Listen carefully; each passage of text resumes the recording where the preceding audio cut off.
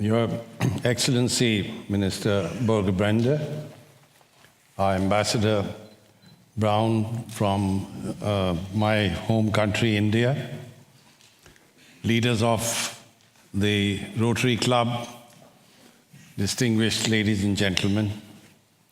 Frankly speaking, after Minister Brende has spoken, there's very little for me to say because he has got the essence of what science would provide as a basis for action. And that clearly is a tribute to his ability to be able to pick up what is really of value. I've had the privilege of knowing him for a number of years, and quite apart from his dynamism, his energy, and his ability to grasp what is essential for the betterment of the human condition, he's a person who really never slows down. And I can see now that not only has he not slowed down, he's moving much, much faster on the global stage. It's always a great privilege to be here, and I want to mention that the IPCC and I personally are deeply indebted to the government of Norway, the people of Norway, and the scientific community in this country, which has done outstanding work. The kinds of inputs that we have received from the scientific community in Norway have been invaluable in defining and furthering the work of the IPCC. Minister Brende rightly mentioned that we have no business to impose externalities on both this generation as well as generations yet to come. And if you'd forgive me for a minute or two, I just want to give you my own personal experience. I started my career as an engineer, and I went to do further graduate work at the North Carolina State University in the US. And I was doing a master's in industrial engineering to start with, and I took economics as a minor field. And the very first course that I did in economics had a textbook, the title of which was Tanstaffel, T-A-N-S-F-A-A-L. And you might wonder what it stood for. It stood for the fact there ain't no such thing as a free lunch. That was the title of the book. But I think human society has been having a free lunch for much too long. We have enjoyed the benefits of development. We have got all the good things that growth has given us, but there's a certain cost which we have imposed on the global commons, on the atmosphere of this planet, and that in turn is affecting the climate of this planet. And it's time for us to start paying attention to this free lunch and start paying a very small price for all the benefits that we have been getting all this while. So I'm going to give you some findings from our synthesis report, which was released on the 2nd of November in the presence of the UN Secretary General and the Minister of Environment from Peru, who's going to be chairing the next conference of the parties. And I just want to mention and also pay tribute to the 800-odd authors, scientists from all over the world who have worked on the 5th assessment report, the 3 working group reports, on which is based the synthesis report. Now, the working group reports are voluminous documents full of science, full of facts, full of documents, and they refer to something like 30,000 publications, because the work of the IPCC is based on an assessment of published literature. Now, all of that has to be synthesized into, let's say, the summary for policymakers, which is part of the synthesis report, And that's only 40 pages, including diagrams and tables and so on. And this particular document has been put together essentially by around 50 authors who are carefully chosen to provide this synthesis. And it's my privilege to have led this team and the team which has done such an outstanding job. Now, I'd like to start by going directly into the major findings of this particular document. The first point I'd like to make is human influence on the climate system is clear. And the more we disrupt our climate, the more we risk severe, pervasive, and irreversible impacts. The good news is that we have the means to limit climate change and to build a more prosperous and sustainable future. Because in dealing with this objective of ensuring that climate change does not go beyond a certain level, we are also tackling a whole range of other conditions that actually would give us a far healthier, a more prosperous, and a better world to live in. So it's essentially a win-win opportunity that we can't possibly turn away from. Let's look at what we've done to the temperature of this planet. It's extremely likely that we are the dominant cause of warming since the mid-20th century. And here you can see actual observations from a whole range of data sources. And you would observe that the temperature has really taken off over the past few decades, since about the middle of the last century. And those of you who've seen Al Gore's film, Inconvenient Truth, of course, had a curve which showed the increase in carbon dioxide emissions, which have been even steeper than what you see over here. And he actually got onto an elevator to go to the top of the curve. Now, I'm sorry, I don't think I have the nimbleness to be able to go over all the fluctuations over here. It would really require a ballet artist to be able to traverse the path that you see over here. But that ballet artist would probably take off rather rapidly once you reach the middle of the last century. And when we use the term extremely likely, we are associating a probability of 90% or more in making this statement. Now, another very important point is that if you look at the last 3 decades, each of the last 3 decades has been successively warmer than the previous one, going back to the period 1850. So clearly, this has been a period of the 3 warmest decades that we have seen since 1850. And the prospects are even more daunting because if we look at where the heat has gone from all the warming that has taken place, more than 90% of the energy accumulating in the climate system between 71 and 2010 has accumulated in the ocean. And this, may I say, is a major finding of the 5th assessment report. This time around, we have been able to get much more information, much more clear assessment of what we have done to the oceans of this planet. And you see the amount of heat that has gone into the oceans. 90% in this period of 4 decades has gone into the oceans. And this has very important implications, not only for marine ecosystems, but all forms of marine life. And as a matter of fact, we know that fish stocks are migrating very rapidly to those locations where the climate is more favorable, because in a number of places where they are, the climate has changed so much that it's very difficult for those fish stocks to survive over there, and therefore they've migrated to other locations. Now, I know Norway has a large fishing industry, and this is something that needs to be factored into plans for the future. And land temperatures, of course, have remained at historic highs, while ocean temperatures continue to climb.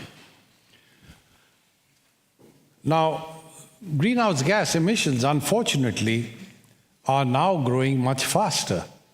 As a matter of fact, it's ironic that the UN Framework Convention on Climate Change came into existence in 1992. And one would have expected that now that we are at the end of the year 2014, something would have happened to really implement the letter and spirit of the UN Framework Convention on Climate Change. But quite the contrary is taking place over here.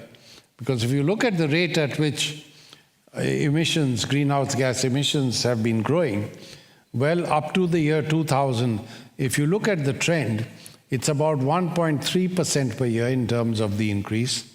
And beyond the year 2000, it's been 2.2% per year. And all of this translates into a major increase between the period 2000 and 2010. The emissions of greenhouse gases in 2010 were about 49 gigatons of CO2 equivalent. And 10 years earlier, there were 10 gigatons less. So in other words, in this short period of 10 years, we have really increased our emissions at a far more rapid rate than was the case earlier. Where do these emissions come from? Well, 35% come from the energy sector, 24% from what we call AFOLU, agriculture, forestry, and land use, 21% from industry, 14% from transport, and 6.4% from the building sector. Of course, the different countries on the globe have a different mix, but this gives you the global computation of where emissions are coming from. And what's the result of this? Well, globally average combined land and ocean surface temperature.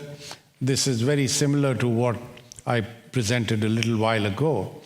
And again, you would observe that from 1950 onwards, the increase has been very sharp, far higher than the trend. What has this done to the sea level?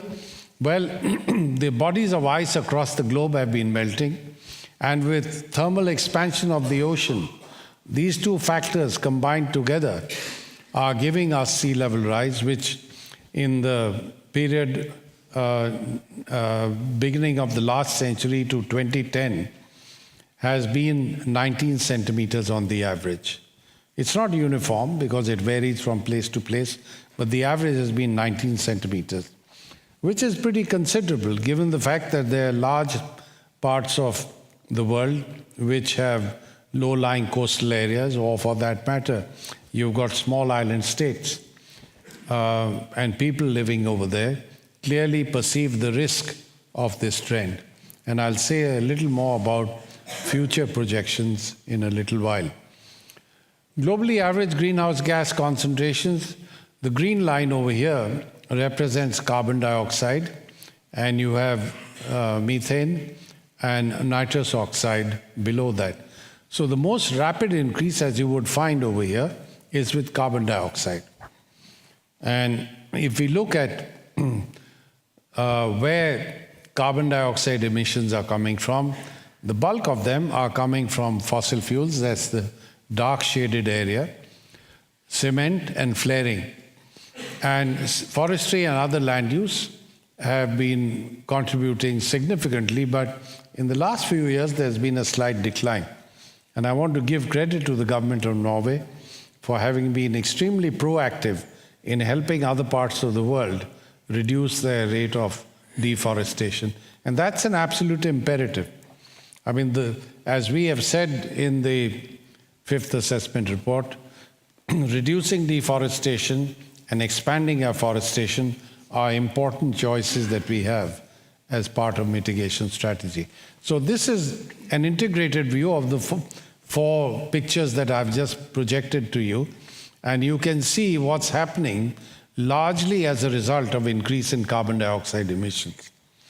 Now, this is something that some societies will not be happy to see, simply because carbon dioxide emissions, as you can see, are a major factor in the changes in climate that have been taking place.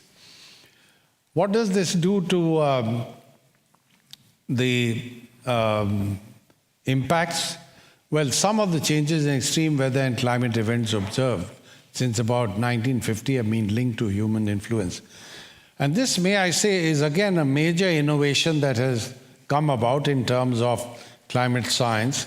During the fifth assessment cycle, in 2011, we brought out 2 special reports, and one of them dealt with extreme events.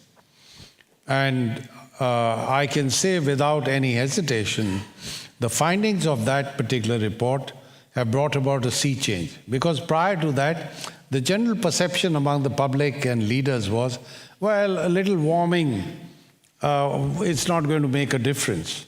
But that report clearly brought out this reality that climate change is not just a slow and steady warming of everything around us, but it's also something that is disrupting the climate system and is leading to extreme events.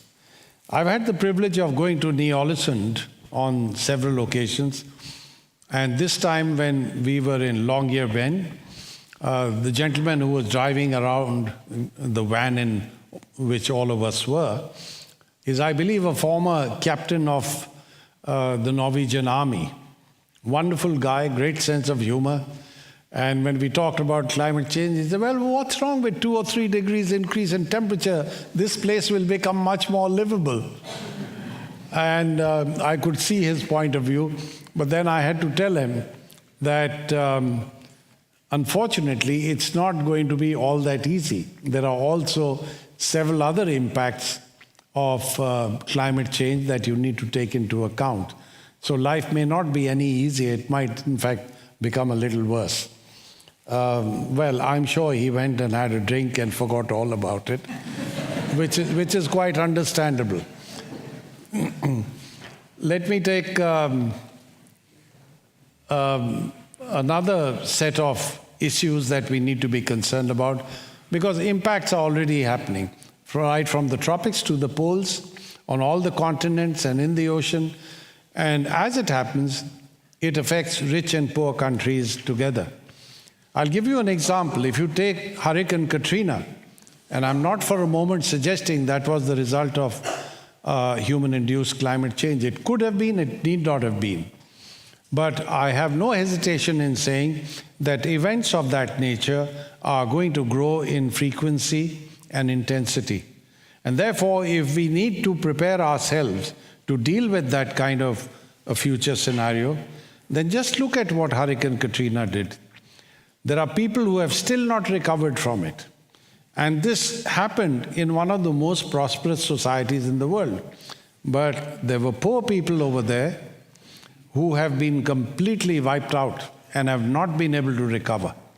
And in fact, we have said in the fifth assessment report that climate change will not only exacerbate existing pockets of poverty, but will actually create new pockets of poverty, particularly in urban areas. So that's something that we need to be concerned about. Nobody can say that climate change is going to leave me immune and I don't have to bother about it. Here again, let me share a very amusing conversation that I had with former mayor of New York, Bloomberg. He's a wonderful guy, great sense of humor. And I was telling him, Mayor, I think you ought to do a lot more about climate change. He said, why should I? So I said, well, because New York is vulnerable. And I said, you yourself have to set an example. He said, why should I set an example? He was joking. He said, I'm a billionaire. If things get hot over here, I get into a plane and go to a place where everything will be fine. And he said, how can I tell people on the street that they should worry about climate change? If I catch hold of Joe and I say that you do something about climate change, he said, look, I've lost my job. My wife is going around with somebody else. My kids are on drugs. And you want me to do something about climate change? So he says, well, he was just having a good time talking about it. But you know, the reality is New York, one of the most prosperous places on the planet, was really devastated by Superstorm Sandy. So I think we need to accept the fact that there is no place on this planet which would be immune from the impacts of climate change. But the point that His Excellency the Minister made is very valid when he spoke a little while ago that some of the poorest communities on the planet who have had absolutely no role in having caused this problem are going to be the most vulnerable and perhaps the worst victims of this trend that we find. And the reality is that if emissions continue to grow, oceans will continue to warm, and it's very likely that the Arctic sea ice cover will continue to shrink and thin as global mean surface temperature rises.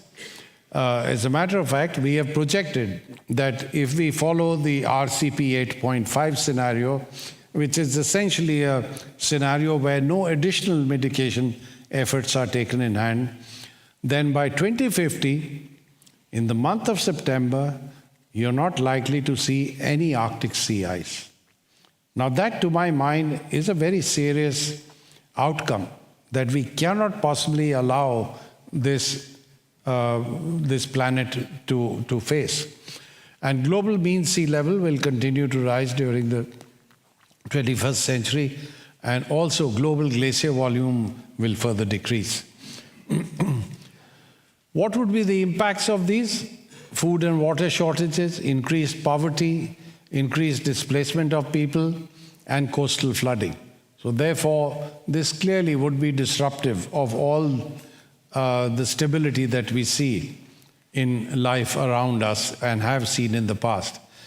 The other issue that we need to be concerned about is the fact that today our population on this planet is a little over 7 billion. It may stabilize between 9 or 10 billion, we really don't know. But at the same time, the impacts on agriculture are going to be progressively more serious. What you see over here are projections which are based on studies that have been carried out, looking at the impacts of climate change on the yield of major crops. And as you see over here, the blue bars are those which estimate the increase in yields, because with greater carbon dioxide in the atmosphere, the rate of photosynthesis grows, and therefore you actually have a positive impact on agriculture. But with the effects of climate change itself, you find that there would be a negative impact, which is in the nature of the yellow and brown bars that you see over here. And if you would observe, by the end of the century, the reduction in yield far outweighs any benefits that you would get in terms of increase in yields. And that clearly means that we're going to see a period of food insecurity, not necessarily at the global aggregate level, but with tens and hundreds of millions of small farmers all over the globe who essentially are dependent on rain-fed agriculture and who are not necessarily producing for the market, but essentially for themselves and, maybe for their own communities. So those are the people who are going to be affected adversely with this aspect of food insecurity.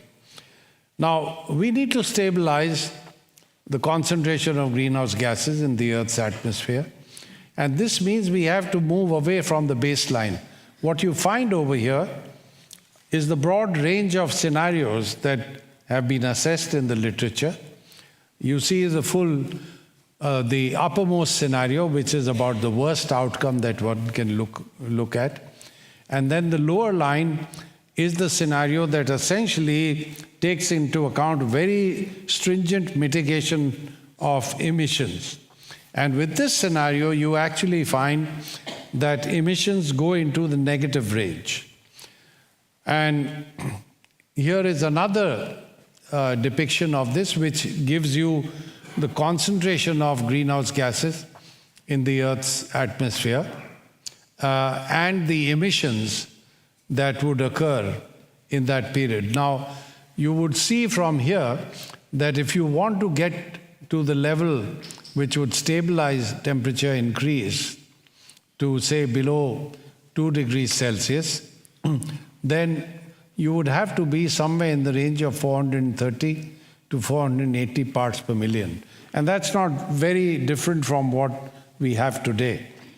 So that's the kind of target that we need to reach over a period of time. And maybe before I go that, I must mention one important fact. If we want to attain that kind of outcome, then by 2050, we would need a reduction in greenhouse gas emissions of between 40 to 70% over the 2010 emission level. 40 to 70%. And what this really implies is that we would need to treble or quadruple the zero or low emitting sources of energy supply, which include renewables, nuclear, bioenergy with carbon capture and storage. And therefore, there is clearly a need for us to develop technologies that essentially would give us these choices well before 2050. And now I'd like to show you a figure that is essentially a synthesis of what we have in the working group reports. On the left-hand side, you have reasons for concern. And the darker the shade of this bar, the greater the reason for concern. And which are the ones, which are the sectors that give us the greatest reasons for concern? Well, basically, you could say threatened species. The next is extreme weather events. And the next is basically, the distribution of impacts. Because, these impacts are going to be very non-uniform in their effects. So there are some parts of the world which would be affected rather badly, and that creates instability in human society. Now, related to these levels of concern, we have on the right-hand side corresponding levels of CO2 emissions. So this diagram actually translates the cumulative CO2 emissions levels into the kinds of threats or risks that might be caused as a result. So I think for policymakers, it is vitally important that they focus 2 minutes on this diagram, by which you get a clear picture of where we are headed if we allow cumulative CO2 emissions to reach certain levels. And that in turn, in the lower diagram, gives you the level of, the first one is CO2 emissions, the next one gives you the level of greenhouse gas emissions altogether. So in other words, if we decide, okay, we don't want to reach a level which crosses the level of concern that we set for ourselves, wherever we decide, then clearly the cumulative CO2 emissions that we can permit is X. And that really translates into greenhouse gas emissions of Y, which is shown in the lower diagram. It's just a way of depicting what we are doing to cause risk to the Earth's climate with different levels of CO2 cumulative emissions and different levels of greenhouse gas emissions. Now, what can we do to limit temperature increase to 2 degrees Celsius? Well, fortunately, there are measures in hand that we can sort of implement rather quickly. And we can, if we start early and take adequate steps, limit this warming to 2 degrees Celsius. But we would need a combination of adaptation and substantial reductions in greenhouse gas emissions over a long period of time. We need to adapt. Why? Because even if we were to freeze emissions at levels that we have today, climate change will continue for a few decades, simply because we have a very high concentration of these gases in the atmosphere, and that would be the effect of what has happened in the past, and that will carry forward in terms of climate change and its impacts. However, once we reach a certain level of impacts, then adaptation may become ineffective. And therefore, to prevent reaching that level, it is vitally important that we start reducing the emissions of greenhouse gases rapidly and adequately as soon as possible. And if we were to do that, then we would minimize or avoid some of the worst impacts. And at the same time, we can take in hand mitigation measures at a much lower cost than would be the case if we were to wait. If we wait, then the costs keep mounting and may reach a point where it becomes totally infeasible for us to mitigate, by which we can keep temperature increase below 2 degrees Celsius. And implementing reduction in greenhouse gas emissions, of course, poses substantial technological, economic, social, and institutional challenges. But delaying it will substantially increase the challenges associated with limiting to 2 degrees Celsius or below. What are the measures that we can adopt? More efficient use of energy. Now, in this, we'll also have to bring about some structural changes, because we need to reduce the demand for energy in several energy-consuming sectors. One example is transportation. Our transportation has become highly energy-intensive, therefore highly emissions-intensive, and we need to bring about some modal shifts. We have to bring about efficiency improvements and changes in the way we use transportation. Similarly with buildings.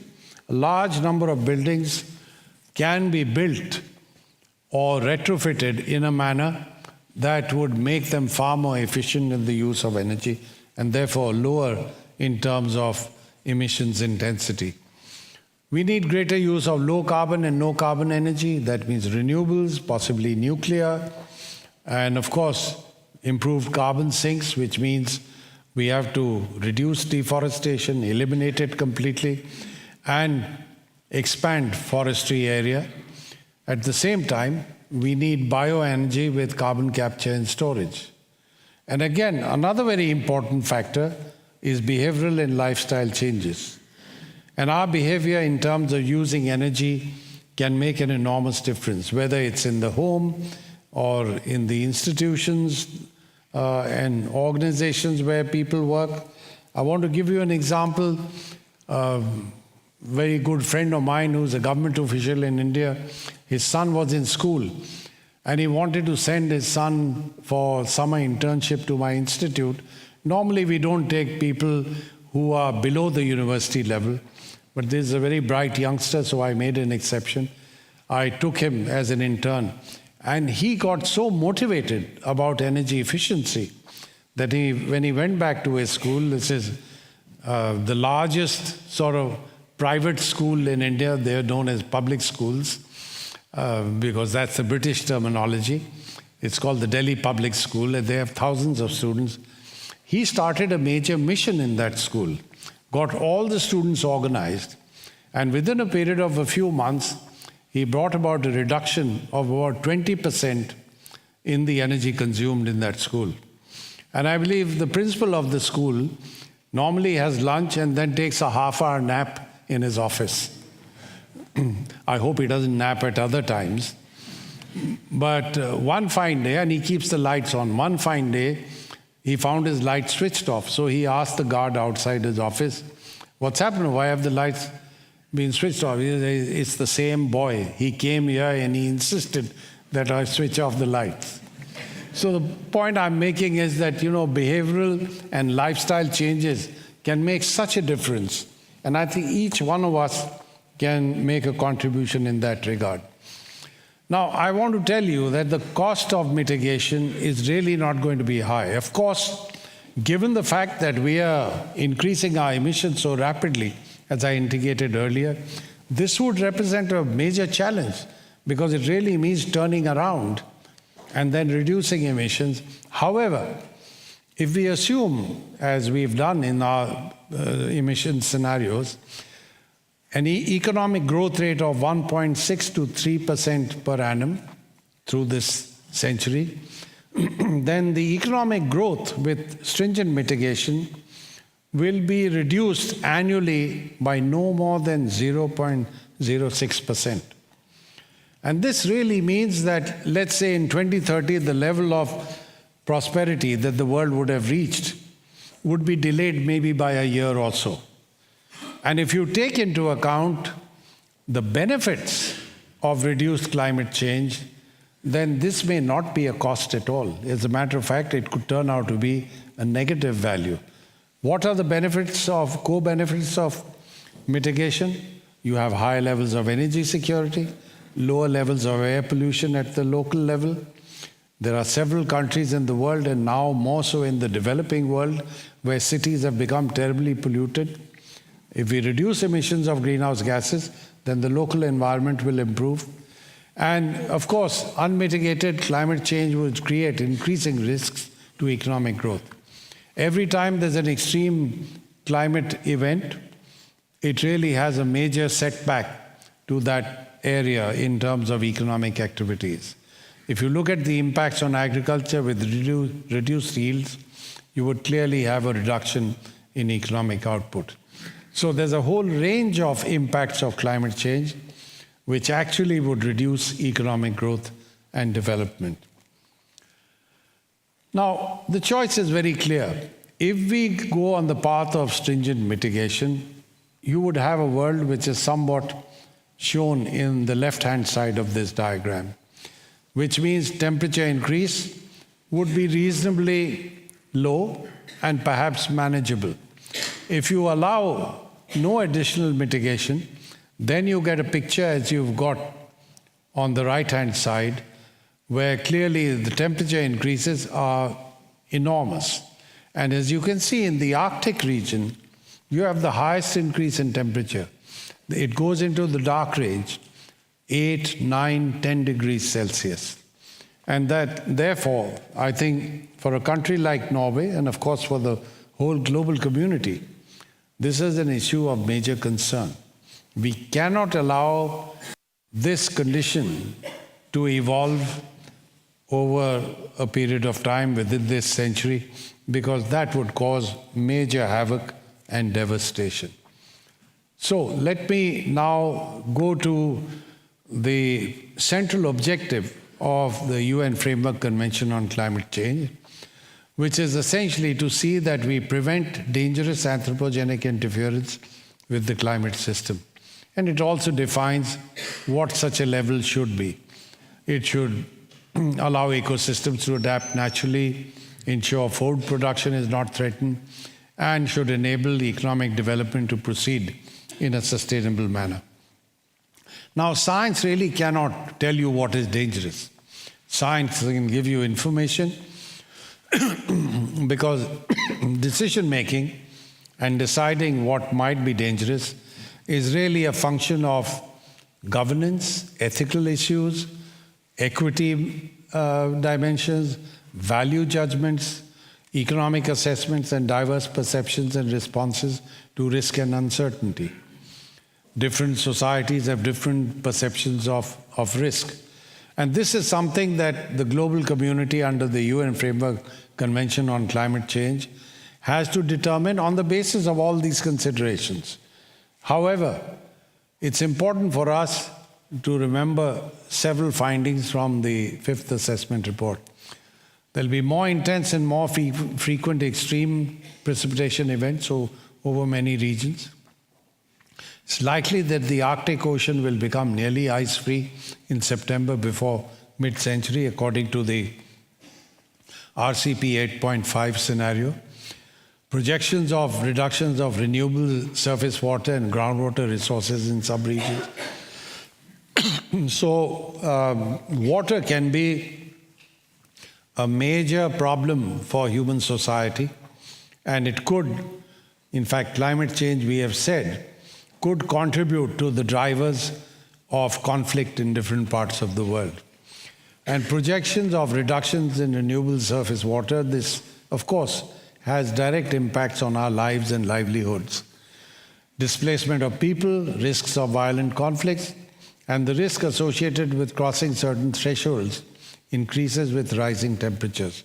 So clearly, as risk-averse individuals, we have to look at the choices before us. And we don't have the luxury of time, because if you look at this, if we want to limit temperature increase to below 2 degrees Celsius, then the total carbon budget we had for this kind of an outcome was 790 gigatons of carbon. We have already used up 515 gigatons. What we have remaining is 275 gigatons of carbon. And this can be exhausted very rapidly if we continue on the current path. And therefore, the time that we have, the space that we've got available is really limited. And therefore, it's important for us to realize that we have a problem which can be solved, but it can only be solved if we act decisively, if we act timely, and if we act with adequate effort all around. Thank you very much.